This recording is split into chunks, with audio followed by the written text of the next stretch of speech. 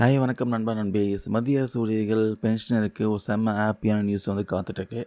உங்களுடைய சேலரி இப்போ வாங்குறத விட டபுள் மடங்கு ஏற்ற போகிறாங்க. ஆமாங்க, இந்த ஏத்திபே கமிஷன் பார்த்தீங்கன்னா முக்கியமான அப்டேட் வந்திருக்கு. அது என்ன, சம்பளம் எவ்வளோ ஏறப்போகுது, எவ்வளோ ஏறும், எப்போ ஏறும், எல்லாமே டீட்டெயிலாக இந்த பதிவில் பார்க்கலாம். யூஸ்வலாக 10 இயர்ஸ்க்கு ஒரு வாட்டி மத்திய அரசு ஊழியர்களோட சம்பளத்தை மாற்றி அமைக்க ஒரு கமிஷன் ஃபார்ம் பண்ணுவாங்க. அப்படி தான் இப்போ ஃபார்ம் பண்ணியிருக்காங்க. இப்போ இந்த ஏத்திபே கமிஷனுக்கான வேலைகள்லாம் சுறுசுறுப்பாக போயிட்டுருக்கு. இதில் கோடிக்கும் அதிகமான மத்திய அரசு ஊழியர்கள் பென்ஷன்தாரர்கள் பயன்பெற போகிறாங்க.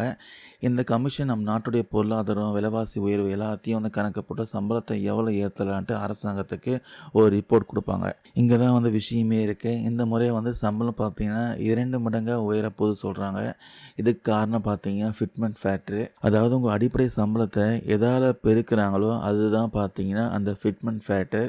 இப்போ கிடைச்சிருக்க தகவல் படி இந்த ஏத்திபே கமிஷனில் ஃபிட்மெண்ட் ஃபேக்டர் 2.15 இருக்கும் சொல்கிறாங்க. உதாரணமாக சொல்லணும்னா ஒருத்தருடைய அடிப்படை சம்பளம் 18,000 வச்சுக்கோங்க.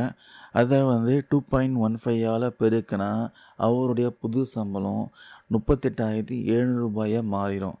கிட்டத்தட்ட பார்த்தீங்கன்னா டபுள் மடங்கு மேலே சேலரி இன்க்ரீஸ் பண்ண போகிறாங்க. அது மட்டும் இல்லாமல் house rent allowance, DNS allowance எல்லாமே இன்க்ரீஸ் ஆக போகுது.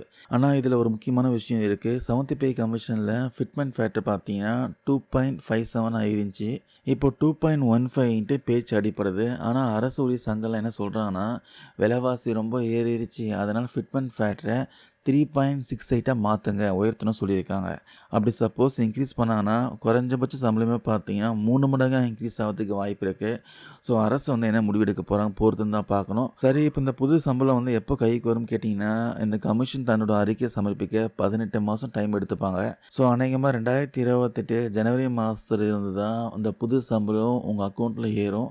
ஆனால் கவலைப்பட வேணாம். 2026 ஜனவரியிலிருந்தே அரியர் அமௌண்ட் கணக்கிட்டு அதை தனியாக வர வச்சுருவாங்க.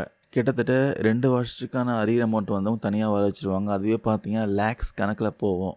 மொத்தத்தில் மத்திய அரசு ஊழியர்களுக்கு வரப்போகிற காலம் பார்த்தீங்கன்னா பொற்காலம் சொல்லலாம். கண்டிப்பாக மத்திய அரசு ஊழியர்கள் இது பண்ணிட்டாங்கன்னா அதை பேஸ் பண்ணி ஸ்டேட் கவர்மெண்ட் எம்ப்ளாயிஸும் கண்டிப்பாக இந்த பயன் பெற முடியும்.